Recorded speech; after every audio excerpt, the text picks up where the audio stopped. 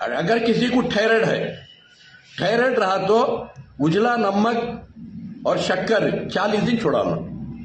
شکر کے بجائے گڑ استعمال کرنا، اجلے نمک کے بجائے کالا نمک استعمال کرنا.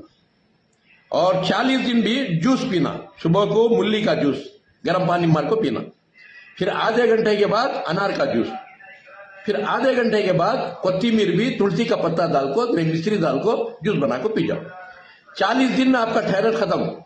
تھائرائڈ 2 قسم کا، ایک دبلے ہونے چل جاتی ہارٹ اٹیک آ جاتا ہے، نہیں تو موٹے ہونے کے آپ کو ہارٹ اٹیک آتا ہے لاپرواہی کرے تو.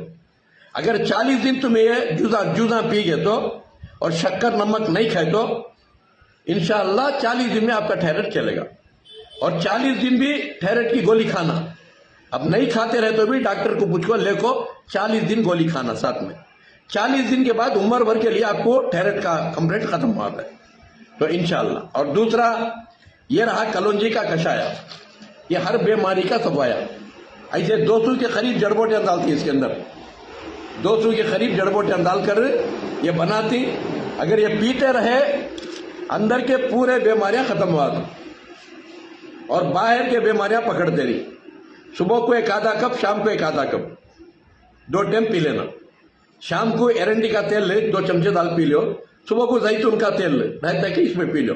یہ سر کے بعد ہونا تو دودھ میں دال پیو، جب تک رہتا ہے تب تک اس میں دال کو پی لو.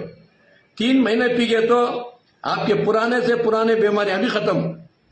اور نیند اچھی آنا تو کھوپرے کا تیل گرم کر کو ناک میں 3 خطرے ڈالنا.